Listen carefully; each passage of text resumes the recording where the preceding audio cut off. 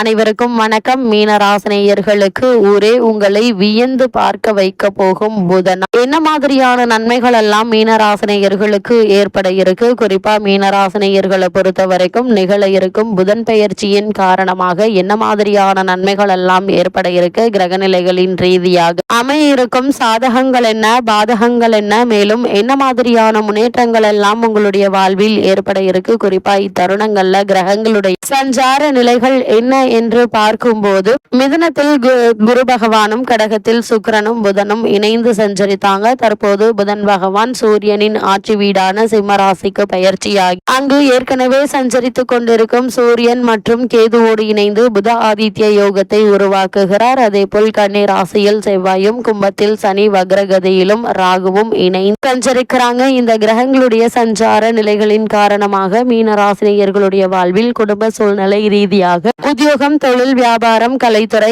அரசியல் துறை, மாணவ மாணவிகள், விவசாய துறையினர், பெண்மணிகள் என அனைவருக்குமே என்ன மாதிரியான நன்மைகள் எல்லாம் ஏற்பட இருக்கு என்பது குறித்தான முழுமையான பதிவு தான் இந்த வீடியோல விரிவா பார்க்க போகிறோம். அந்த வகையில மீனராசி சேர்ந்த புரட்டாதி 4ஆம் பாதம் முதல் உத்திரட்டாதி ரேவதி வரை உள்ள நட்சத்திரக்காரர்களுக்கு மேலும் என்ன மாதிரியான நன்மைகள் எல்லாம் உங்களுடைய வாழ்வில் ஏற்பட இருக்கு என்பதை தெரிந்து கொள்வதற்கு முன்னர் புதன் பகவானை பற்றி சற்று விரிவாக தெரிந்து கொள்வோம். அந்த வகை புதன் பகவானை பொறுத்த வரைக்கும் ஜோதிடத்தில் புதனை வித்தைக்காரகன், வித்யாக்காரகன் என்று சொல்வார்கள். மாதுளக்காரகன் என்று சொல்லும் வழக்கமும் உண்டு. அது மட்டுமில்லாமல் பொன் கிடைத்தாலும் புதன் கிடைக்கார் என்று சொல்வார்கள். அதாவது இந்த இடத்தில் பொன் என்பது செல்வத்திற்கான அதிபதி குருவை குறிக்கும். ஜாதகத்தில் குருவினுடைய பலம் இருப்பதை விட புதன் பலமாக இருக்க வேண்டும் என்பதையே சூட்சமமாக குறிப்பிட்டுள்ளனர். அந்த வகையில் கல்வி, கலை, வித்தைகளுக்கு அதிபதி புதன் கிரகம். எந்த ஒரு விஷயத்தையும் கண்ணால் பார்த்தவுடன் அதை கையால் செய்வதற்கு புதனுடைய அனுகிரகம் வேண்டும். அது மட்டுமில்லாமல் கற்றவர்களுக்கு சென்ற இடமெல்லாம் சிறப்பு. நன்கு படித்தவர்கள் கை நிறைய சம்பளம் வாங்குவதை கண்கூடாக பார்க்கிறோம். நம் வாழ்க்கைக்கு அடிப்படையான கல்வி செல்வத்தை வழங்குபவர் புதன் பகவான். அப்படிப்பட்ட புதன் பகவான் ஒரு விசித்திரமான கிரகம். ஏனென்றால் செவ்வாயை போலவே புதன் இரு அதிபத்திய கிரகமாகும். ஜோதிட ஆச்சரியமாக மிதுனத்தில் ஆட்சி பெறும் புதன் ஆட்சி வீடான கன்னியில் உச்சம் பெறுகிறார். மீனத்தில் நீச்சமடைகிறார். அறிவு, ஞானம் இரண்டிற்கும் இவரே அதிபதியாகி படிப்பறிவு, பட்டறிவு இரண்டையும் மனிதனுக்கு உணர்த்துகிறார். விஞ்ஞானம், விஞ்ஞானம் இரண்டிற்கும் காரணமாக திகழ்கிறார். அப்படிப்பட்ட புதன் பகவானை நாம் எவ்வாறு வணங்க வேண்டும் என்று பார்க்கும்போது புதன் பகவானை புதன்கிழமை என்றில்லாமல் நவகிரக புதன் பகவானை எந்த நாளில் வேண்டும்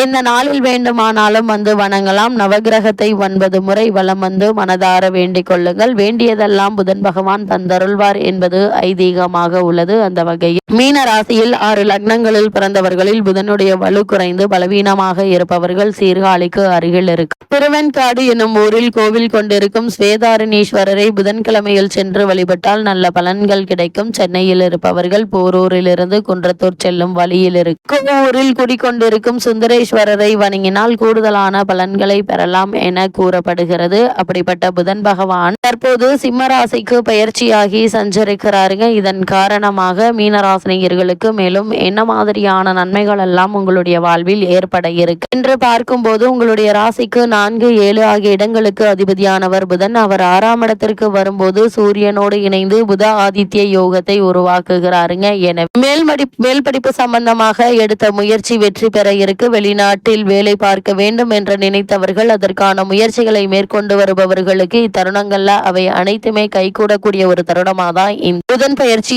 அமைஞ்சிருக்குதுங்க. அந்த வகையில் மீனராசினியர்களுக்கு தைரியமும் தன்னம்பிக்கையும் கொஞ்சம் அதிகரிக்கும். உத்தியோகத்தில் உள்ளவர்களுக்கு உயர் பதவிகள் நீங்கள் எதிர்பார்த்தபடி கிடைக்கக்கூடிய ஒரு தருணமாக இக்காலகட்டம் அமைஞ்சிருக்குதுங்க. எதிர்பாராத பல முன்னேற்றங்களை இப்போது நீங்கள் தாராளமாக எதிர்பார்க்கலாங்க. அதே போல மீனராசினியர்களை பொறுத்த வரைக்கும் இக்காலகட்ட கிரக நிலைகளை ஆராய்ந்து பார்க்கும் போது சுக்கிரனும் இணைந்திருப்பதால் மனக்குழப்பம் சற்று அதிகரிக்குங்க. மாற்று கருத்துடையோரின் எண்ணிக்கை கூடுங்க.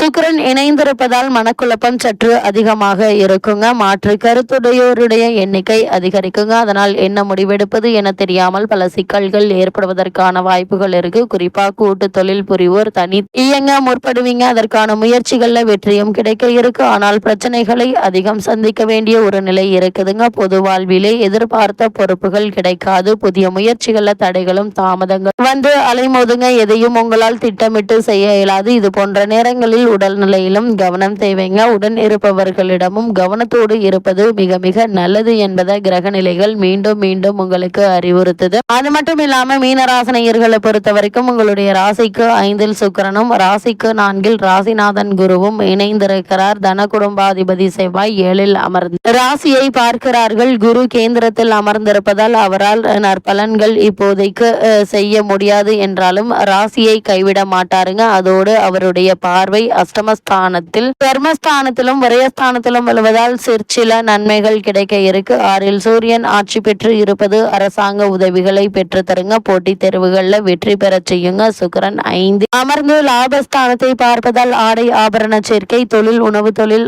வாகன தொழில் செய்பவர்களுக்கு நல்ல முன்னேற்றம் உண்டு என்பதை கிரக நிலைகள் மீண்டும் மீண்டும் தெளிவுபடுத்துது. மேலும் என்ன மாதிரியான விஷயங்களை நீங்கள் கவனமாக இருக்க வேண்டும் என்று பார்க்கும்போது புதிய முயற்சிகள்ல தடைகளும் தாமதங்களும் இருக்குங்க. ஆரோக்கியத்தில் கவனம் செலுத்த வேண்டும். குறிப்பா மருத்துவ செலவுகள் அதிகரிப்பதற்கான வாய்ப்புகள் இருக்கு. அதனால் சிறு உடல் உபாதை என்றாலும் கூட உடனே மருத்துவரிடம் அணுகி அதற்கான சிகிச்சை எடுத்துக்கொள்வது நல்லது என்பது கிரக நிலைகள் மீண்டும் மீண்டும் தெளிவுபடுத்துது. குடும்ப உறவினர்களின் தப்பான பேச்சுவார்த்தைகள் கருத்து வேற்றுமையை தருங்க. அமைதியை குலைக்கும். காரணம் செவ்வாய் 7ல் இருந்து ராசியை பார்க்கிறார். அதனால் இது மாதிரியான ஒரு சில பிரச்சனைகள் ஏற்படுவதற்கான வாய்ப்புகள் இருக்கு. இது மாதிரியான நேரங்கள்ல வாத பிரதிவாதங்களில் ஈடுபட வேண்டாம். நீங்கள் உண்டு, உங்களுடைய வேலை உண்டு என்றிருந்தாலே போதுமானதாக அமைதுங்க. யாருடைய விஷயத்திலும் தலையிட வேண்டாம் என்பதை கிரக நிலைகள் தெளிவுபடுத்துது. அதே போல விரயஸ்தானத்தில் சனி ராகு கூட்டு சேர்க்கை ஏற்பட்டுள்ளதால் வரவுக்கு மீறிய செலவுகளை சமாளிக்க வேண்டி இருக்குங்க. அர்த்தாஷ்டகத்தில் குரு பகவான் சஞ்சரிப்பதால் உறவினர்களிடையே வீண் வாக்குவாதம் ஒற்றுமை குறைவும் ஏற்படக்கூடும். உங்களுடைய ராசிக்கு கலத்திரஸ்தானத்தில் செவ்வாய் இருப்பதால் மனைவியினுடைய ஆரோக்கியம், உஷ்ண சம்பந்தமான உபாதைகள் ஏற்பட்டு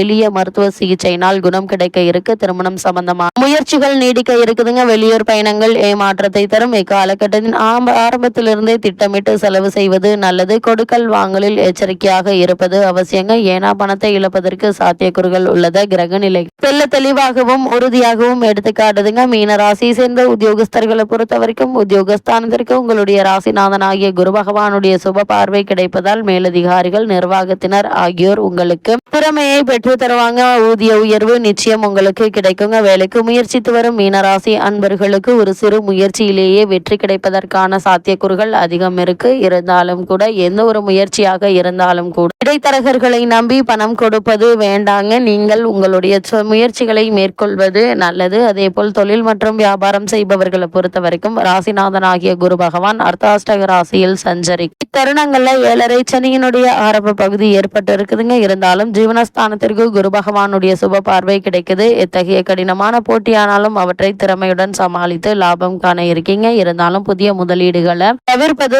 நல்லது. கூட்டாளிகளின் ஒத்துழைப்பு கிடைக்க இருக்குதுங்க. நிதி நிறுவனங்களுடைய ஆதரவு நீடிக்க இருக்கு. புதிய கிளைகள் ஆரம்பிப்பதற்கு ஏற்ற ஒரு காலகட்டமாக தான் இத்தருணம் அமைஞ்சிருக்குதுங்க. மீனராசினியர்களுக்கு கிரகநிலைகளின் ரீதியாக கூறப்படும் பரிகாரம் என்ன என்று பார்க்கும்போது வீட்டிற்கு அருகாமையில் திருக்கோவிலுக்கு சென்று நெய் தீபம் ஏற்றி வைத்து வழிபடுங்க. எண்ணற்ற நன்மைகள் உங்களுடைய வாழ்வில் ஏற்படும்.